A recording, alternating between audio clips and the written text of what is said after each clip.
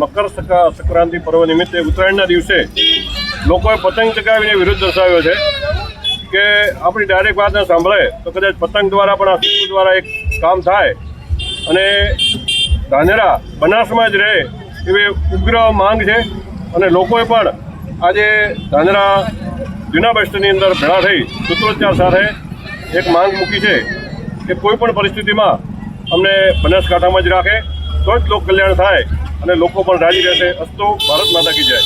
આજે મકર સંક્રાંતિ ઉત્તરાયણ નિમિત્તે અમે આજે ભેગા થઈ અને મુખ્યમંત્રી સીએમ ભૂપેન્દ્ર પટેલ સાહેબને એક પત્ર દ્વારા અમે એ કહેવા માગીએ છીએ કે ધાનેરા તાલુકાને બનાસકાંઠા જિલ્લામાં રાખવામાં આવે એવી અમારી ધાનેરા તાલુકા હિતરક્ષક સમિતિ દ્વારા અને આખા તાલુકાની અને પ્રજાની માંગ છે.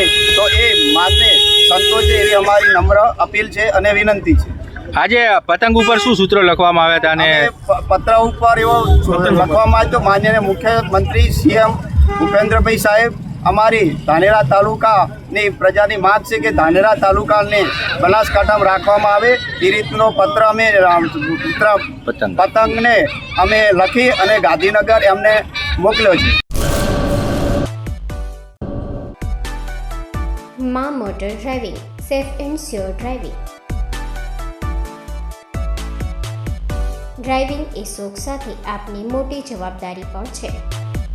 અમારા ઇન્સ્ટ્રક્ટર દ્વારા સચોટ અને સરળ માર્ગદર્શન.